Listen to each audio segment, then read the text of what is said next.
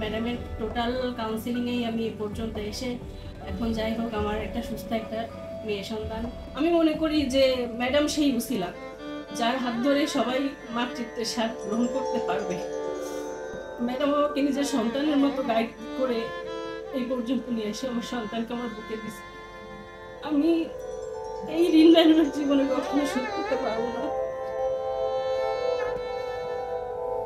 আসসালামু আলাইকুম। আমাদের বিবাহিত জীবনে আজ প্রায় 6 বছর হতে চললো। 2 বছর পর থেকে আমরা বেবির জন্য অনেক ট্রাই করছি, বিভিন্ন ডক্টরের কাছেও গেছি, যে যা বলছে ডাক্তার কবিরাজ অনেক কিছুই করছি, কিন্তু কোনোটাতেই কোনো ফল আমরা পাই নাই। অবশেষে ম্যাডামের খোঁজে পাওয়ার মাধ্যমে আমরা ম্যাডামের কাছ থেকে গত বছর নভেম্বর থেকে চিকিৎসা নেই।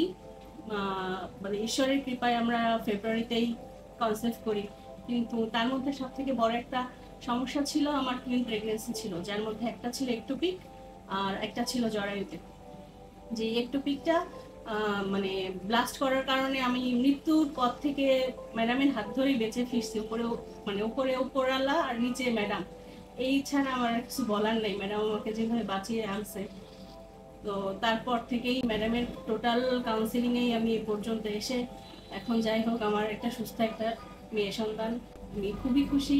ম্যাডামের কাছে আমি যতদিন বেঁচে থাকবো ততদিন আমি ম্যাডামের কাছে কৃতজ্ঞ। উপর একমাত্র উপরওয়ালা, নিচে ম্যাডাম, এই হাত ধরে আমি বেঁচে ফিরছি। আমার সন্তানটাও সুস্থ আজকে একমাত্র ম্যাডামের জন্য। ম্যাডাম যেভাবে যখন মানে আমি যে কোনো মুহূর্তে ম্যাডামকে ফোন করছি, রাত নেই দিন নেই, ম্যাডাম কখনো বিরক্ত তো দূরের কথা, মানে কখনো একটা করে নাই। যখন খুশি আমি ম্যাডামকে ফোন করে ম্যাডামকে ডিস্টার্ব করছি, ম্যাডাম আমার এই সমস্যা। ম্যাডাম আমাকে নিজের সন্তানের মতো গাইড করে এই পর্যন্ত নিয়ে এসে আমার সন্তানকে আমার বুকে দিচ্ছে।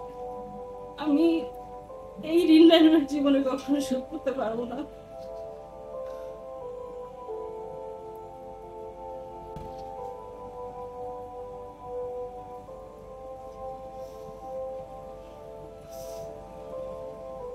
সবাই আমাদের জন্য দোয়া করবেন, আমাদের সন্তানের জন্য দোয়া করবেন, ও যেন মানুষের মতো মানুষ হতে পারে। আর সবাইকে একটা কথাই বলবো, কারো যদি এই ঘটিত কোনো সমস্যা থাকে, কেউ কোনো রকম কোনো হেজিটেশন না করে ম্যাডামের কাছে চলে আসবেন।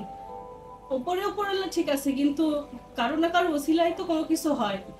আমি মনে করি যে ম্যাডাম সেই ওসিলা যার হাত ধরে সবাই মাতৃত্বের স্বাদ গ্রহণ করতে পারবে। ধন্যবাদ সবাইকে।